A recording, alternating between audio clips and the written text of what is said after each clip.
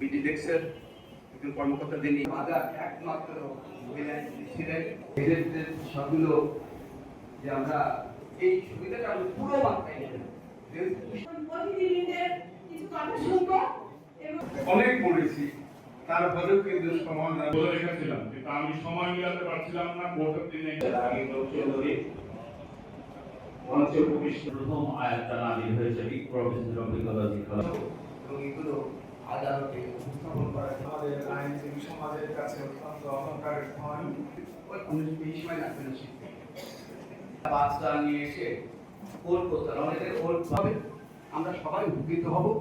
আমরা কুষ্টিয়া জেলায় আমাদের সকলের আশা জাদুঘরি কৌশল আমাদের দিকে এগিয়ে যাওয়ার প্রত্যাশায় আগামী এইটা হচ্ছে আমরা বর্তমান বলছি গ্লোবাল ভিলেজ।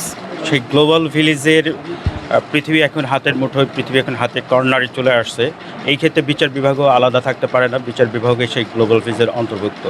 আমরা যদি একটা ভারসাম্যপূর্ণ সমাজ ব্যবস্থা গড়তে চাই, যেখানে আইনের চর্চা হবে, আইনের শাসন প্রতিষ্ঠিত হবে, সেই ক্ষেত্রে জ্ঞানের বিষয়টা অনেক গুরুত্বপূর্ণ। এটা এমন একটা টুলস যার মাধ্যমে জ্ঞান চর্চাটাকে অনেকতর সহজতর করেছে।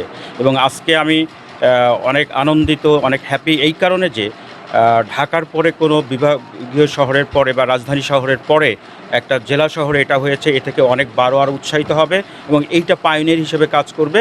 এবং তারাও হয়তো বিডিলেক্সের কানেক্টিভিটির জন্য চেষ্টা করবে বা কানেক্টিভিটি নেবে। এইভাবে সামগ্রিকভাবে দেশের আপামর জনসাধারণের জন্য বিচার বিভাগের যে একটা পজিটিভ দিক সেটা উন্মোচিত হবে এবং আইনের শাসন প্রতিষ্ঠায় গুরুত্বপূর্ণ ভূমিকা পালন করবে।